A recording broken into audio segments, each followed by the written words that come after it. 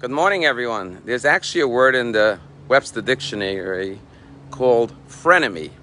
A frenemy is someone who acts like they're your friend, but they're really your enemy. But the truth is, just like there are people who act friendly, but truthfully they're your enemies, the opposite is true as well. There could be an enemy who deep down is really your friend. In this week's Torah portion, we have the commandment that if you see the donkey of your friend collapsed beneath its weight, and your friend is on the side of the road and he needs help reloading his donkey. Today, the equivalent of that would be is you're driving on the highway and you see your friend, your brother, as the verse says, has a flat tire. Surely you should pull over and help him. Therefore, the Torah says, help him reload his donkey, which has collapsed under its weight. However, rabbis point out that there's another verse back in Exodus.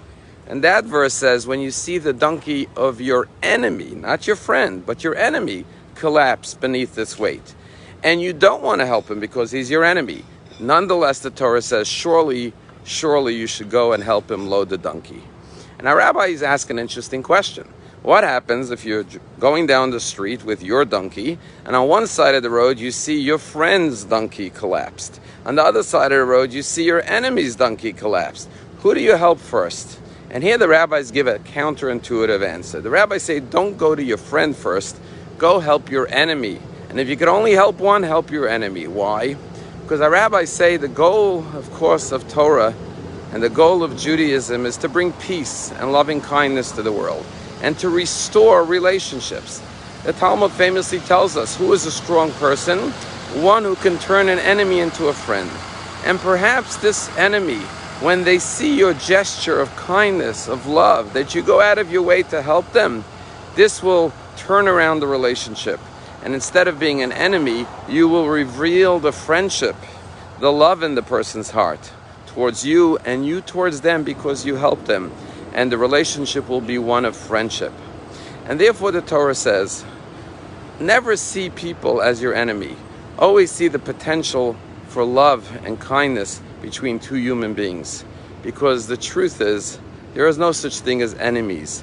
Sometimes we allow our pettiness, our ego, our smallness to get in the way of embracing one another. But deep down what we all want is friendship, love, and connection with one another. So hear the call of that person for help, wanting to reach out, perhaps unable, and this can be your opportunity to show them that you truly love them. You know, I know a fellow who's a jeweler here on Worth Avenue, and he told me once a very sad story. He said there was a woman who was a very wealthy woman who always bought her jewelry from him. And sadly, one day, she died. And she had two daughters, and these two daughters didn't get along with each other, barely spoke to one another. And it came time to divide the inheritance, and she had a lot of jewelry, the mother. So they agreed that since the jeweler was the one who sold all this jewelry, he knew the value, they would bring all the jewelry to this jeweler, and he would divide it into two equal piles, half to one and half to the other. Well, he prepared carefully the two piles based on their value, and the first sister came in to see the jeweler to get her pile, and he told her, this is yours, this is going to be for your sister. And at that point, the young lady said, you know, if you could do me a favor, there's one bracelet that you put in my sister's pile. And it really means a lot to me, that bracelet. If she would be willing to give me that bracelet, she can pick any piece of jewelry out of my pile in exchange for giving me that pearl bracelet. Well, the jeweler looked at the pearl bracelet. It wasn't a very valuable bracelet. And considering the offer that the sister could take anything from her pile in exchange, he said, I'm sure your sister will be more than happy to make that exchange. And he said, let me speak to her. Sure enough, when the sister came in later, she said, this is your pile, but your sister asked if you could give her that pearl bracelet and you could take anything in exchange from her pile. And the sister thought and then adamantly said, absolutely not. I want this pile with the bracelet. Took her pile and left. And the other sister came back. The jeweler said, I'm sorry to tell you, but she would not give up that bracelet. But then the jeweler said to her, tell me, I don't understand. That bracelet is not very, very valuable. You were willing to give up any piece in your pile, and you had some very expensive pieces. What was it about that piece that made it so sentimental and so valuable to you?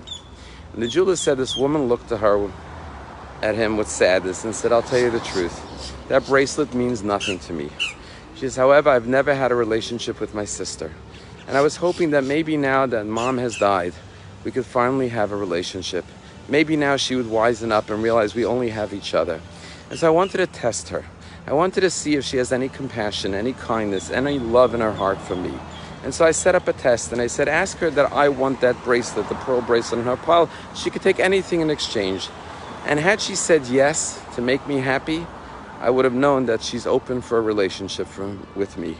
But now that she adamantly refused, just to spite me, just to not give me what I want, I realized that unfortunately, I've lost my sister forever.